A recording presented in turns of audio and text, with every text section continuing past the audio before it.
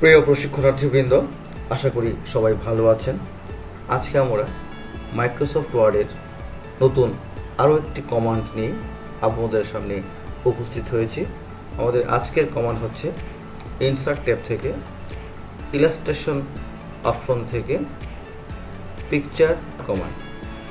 একটি ডকুমেন্টে নির্দিষ্ট লেখার উপর ভিত্তি করে যদি সংশ্লিষ্ট ছবি ব্যবহার করতে হয় তখন আমরা ব্যবহার করে থাকি।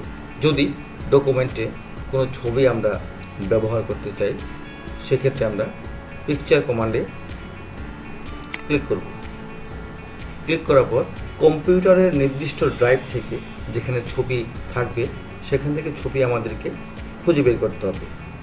সাধারণত কিছু কমপ্লিট ছবি আমাদের দেয়া থাকতে পারে পিকচার ফোল্ডারে।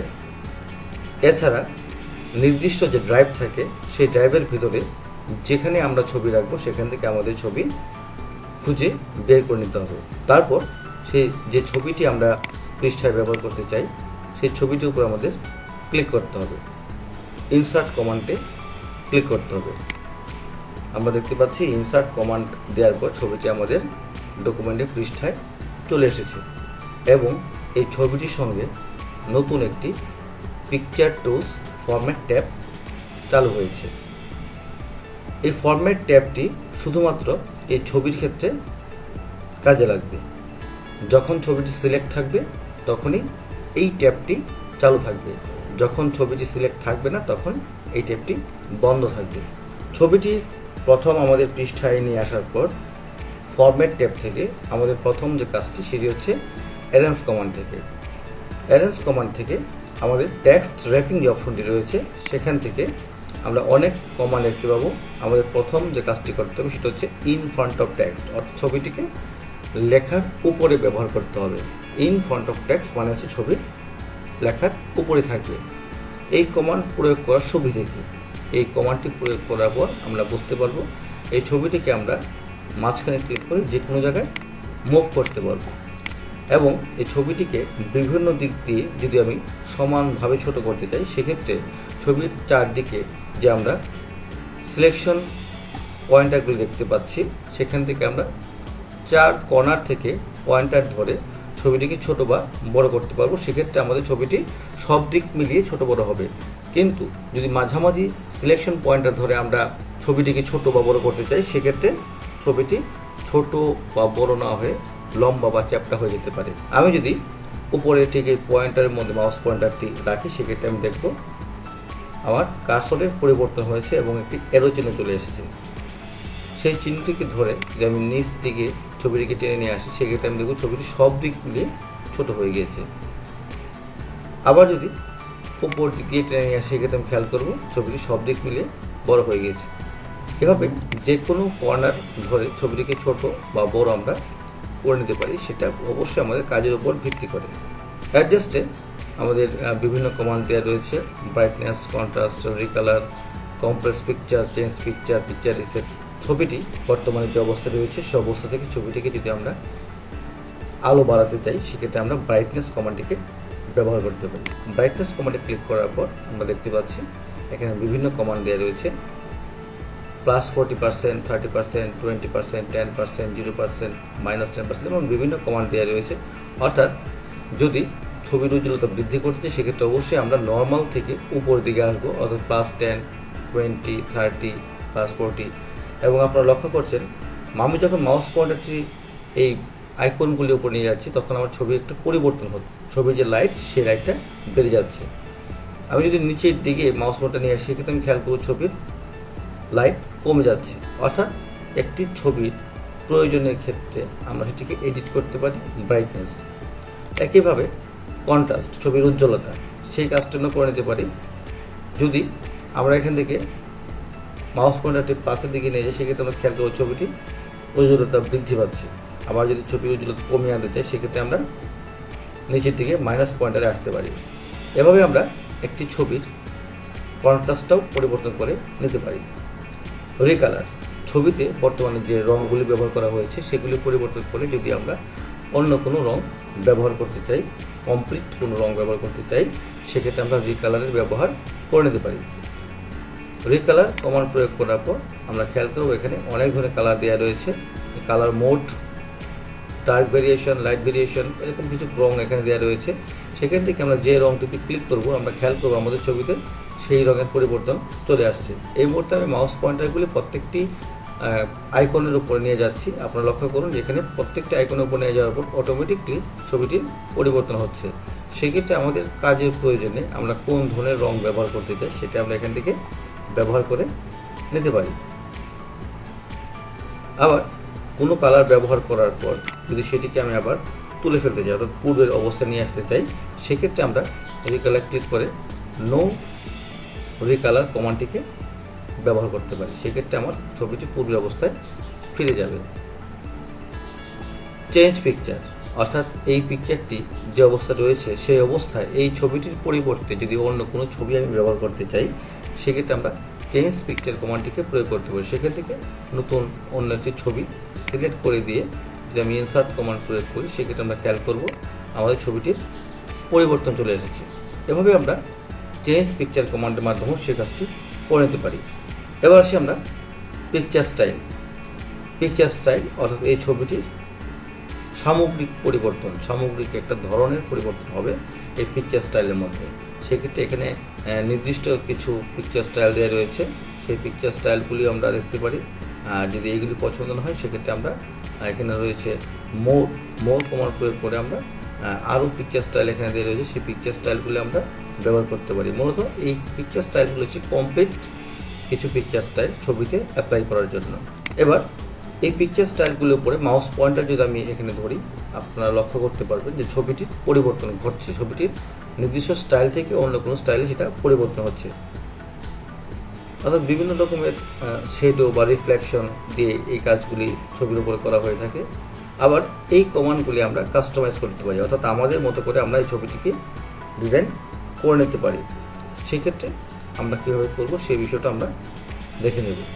তাহলে পিকচার স্টাইল যেহেতু কমপ্লিট, সেক্ষেত্রে আমরা সেটিতে না গিয়ে আমাদের মতো করে একটি পিকচার স্টাইল তৈরি করব। যদি আমাদের মতো করে একটি ছবির পিকচার স্টাইল তৈরি করতে চাই, সেক্ষেত্রে এখানে তিনটি কমান্ড রয়েছে: picture shape, picture border, picture effect. এই তিনটি কমান্ডের মাধ্যমে আমরা একটি ছবিকে স্টাইল করতে পারি। সেক্ষেত্রে ছবির সিলেক্ট থাকা অবস্থায় আমরা পিকচার শেপে ক্লিক করব। বর্তমানে পিকচার শেপটি চতুর্ভুজ রয়েছে, আমরা যদি পিকচার শেপে ক্লিক করি, আমরা পিকচার শেপে যে ধরনের শেপ দেখতে পাচ্ছি সেই ধরনের শেপের উপরে যদি আমি ক্লিক করি, তাহলে ছবিটির ঠিক সেরকম শেপে চলে আসবে। যেমন আমি এখান থেকে টিয়ার ড্রপ শেপটিকে ক্লিক করলাম, ক্লিক করার পর আমরা খেয়াল করছি আমার ছবিটি ঠিক সেরকম একটি শেপের ভেতর চলে এসেছে। তারপর যদি আমি পিকচার চারদিকে একটু বর্ডার করতে চাই, সেক্ষেত্রে পিকচার বর্ডার ক্লিক করব। বর্ডার ক্লিক করে আমরা প্রথমে ওয়াইড থেকে প্রস্থ কতটুকু হবে সেটা আমরা এখান থেকে সিলেক্ট করে নেব। সিলেক্ট করে নেওয়ার পর আমরা পিকচার বর্ডার থেকে কালার সিলেকশন করব, কোন কালারটি আমরা এই ছবির চারদিকে দিতে চাই। আমরা খেয়াল করছি যে আমার ছবির চারদিকে একটি পিকচার বর্ডার তৈরি হয়ে গিয়েছে। সেই বর্ডারটিও আমরা আবার বিভিন্ন স্টাইলে করতে পারি। তার জন্য পিকচার বর্ডার থেকে ড্যাশ থেকে এখানে বিভিন্ন ক্যাটাগরির বর্ডার আমরা দেখতে পাচ্ছি। যে বর্ডারটিকে আমরা চয়েস করব, আমরা খেয়াল করব আমাদের ছবিটিতে সেই ধরনের বর্ডার চলে এসেছে। এভাবে আমরা একটি পিকচারের মধ্যে বর্ডার তৈরি করতে পারি। আবার যদি পিকচার বর্ডারটিকে আমরা ব্যবহার করতে না চাই, সেক্ষেত্রে আমরা নো আউটলাইন কমান্ডটির মাধ্যমে সেই কাজটি করে নিতে পারি। পিকচার ইফেক্ট আরেকটি গুরুত্বপূর্ণ কাজ হচ্ছে পিকচারের ক্ষেত্রে, সেটা হচ্ছে পিকচারের মধ্যে বিভিন্ন ধরনের ইফেক্ট দেওয়ার জন্য আমরা এই কাজটি করতে পারি। যেমন প্রথমত শেডো হচ্ছে ছায়া। আমরা এই ছবিটির মধ্যে হালকা কোনো ছায়া যদি ব্যবহার করতে চাই, যে ছবি হালকা একটা শেডো আসবে, সেক্ষেত্রে আমরা সেই কাজটা করে নিতে পারি। যারা আমরা এখান থেকে অফসেট টপ এই ধরনের একটি শেডো এখানে প্রয়োগ করলাম। প্রয়োগ করার পর আমরা যদি খেয়াল করি, এই ছবিটির উপর দিকে একটি হালকা ছায়া চলে এসেছে। অর্থাৎ এইভাবে আমরা একটি ছবির মধ্যে শেডো ক্রিয়েট করতে পারি। যদি আমাদের শেডো বন্ধ করার প্রয়োজন হয়, সেক্ষেত্রে আমরা নো শেডো কমান্ডটি প্রয়োগ করব। পরবর্তী কমান্ড হচ্ছে রিফ্লেকশন, অর্থাৎ আয়নার মতো ছবির বিপরীতে একটি মিরর হবে। যদি সেই ধরনের রিফ্লেকশন আমরা ব্যবহার করতে চাই, আমরা সেই ধরনের রিফ্লেকশন এখান থেকে ব্যবহার করে নিতে পারি। ফুল রিফ্লেকশন আমরা ক্লিক করলাম এবং ক্লিক করার পর যেন খেয়াল করি আমাদের এই ছবিটির একটি রিফ্লেকশন ঠিক নিচের দিকে তৈরি হয়ে গিয়েছে। যদি আমাদের রিফ্লেকশন বন্ধ করতে হয় সেক্ষেত্রে আমরা নো রিফ্লেকশন কমান্ডটি প্রয়োগ করব। ছবির চারদিকে হালকা একটি রং তৈরি হবে। যদি সেই রংটি আমরা ব্যবহার করতে চাই সেটাকে বলা হয় গ্লো। সেই ধরনের গ্লো আমরা ব্যবহার করতে পারি। এখানে বিভিন্ন রকমের গ্লো দেওয়া রয়েছে, সেখান থেকে আমরা একটি গ্লো কালার সিলেক্ট করে নেব। সিলেক্ট করে নেওয়ার পর আমরা যদি খেয়াল করি আমাদের ছবির চারদিকে একটি হালকা রঙের রং তৈরি হয়ে গিয়েছে। এই ধরনের কাজের জন্য আমরা পিকচার ইফেক্ট গ্লো ব্যবহার করতে পারি। যদি সেই কাজটি বন্ধ করতে চাই তাহলে আমরা নো গ্লো কমান্ডটিকে ব্যবহার করতে পারি। পরবর্তী কমান্ড হচ্ছে পিকচার ইফেক্ট থেকে সফটিস, অর্থাৎ ছবিটির চারদিকে হালকা হয়ে সফট হয়ে যাবে। সেই ধরনের কাজ আমরা করতে চাই তাহলে আমরা সফটিস কমান্ডটিকে ব্যবহার করে নিতে পারি, যার মাধ্যমে ছবির চারদিকে রংটি হালকা হয়ে যাবে। আবার প্রয়োজনে আমরা সেটিকে বন্ধ করতে পারি। সফটিস কমান্ড থেকে নো সফটিস। বেভেল, এই কাজটি আমরা ছবির চারদিকে ফ্রেমের মধ্যে করে নিতে পারি। ছবির চারদিকে যে ফ্রেম রয়েছে সেখানে আমরা বিভিন্ন ধরনের বেভেল কমান্ড ব্যবহার করতে পারি। সেই কমান্ডের মাধ্যমে ছবির চারদিকে একটি আলাদা একটি আবরণ তৈরি হবে। যদি আমরা খেয়াল করি এই ছবির চারদিকে হালকা একটি আবরণ তৈরি হয়ে গিয়েছে। এই যে কাজটি আমরা দেখলাম সেটিকে বলা হয় বেভেল। যদি আমরা সেই কাজটিকে বন্ধ করতে চাই তাহলে বেভেল থেকে দিব নো বেভেল। সর্বশেষ আমাদের পিকচার ইফেক্ট হচ্ছে 3D রোটেশন, অর্থাৎ ছবিটিকে যদি 3D আকারে আমরা ঘোরাতে চাই বিভিন্ন দিকে, সেক্ষেত্রে আমরা এই কাজটি করে নিতে পারি। আপনারা লক্ষ্য করছেন মাউস পয়েন্টারটি যখনই বিভিন্ন ধরনের 3D রোটেশনের উপর ধরা হচ্ছে তখন ছবিটির রোটেশন পরিবর্তন হচ্ছে 3D আকারে। ঠিক এভাবে আমরা 3D রোটেশনের ব্যবহার করে নিতে পারি। প্রয়োজনে যদি ব্যবহার করতে না চাই সেক্ষেত্রে আমরা নো রোটেশন কমান্ডের মাধ্যমে সেটিকে বন্ধ করতে পারি। তাহলে একটি ছবির উপরে আমাদের অনেক ধরনের কমান্ড আমরা প্রয়োগ করতে পারি সেটিকে স্টাইল করার ক্ষেত্রে।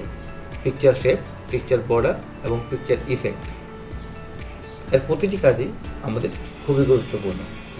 আগামী পর্বে আবারও নতুন কিছু কমান্ড নিয়ে আপনাদের সামনে উপস্থিত হব। সে পর্যন্ত সবাই ভালো থাকুন, সুস্থ থাকুন। ধন্যবাদ।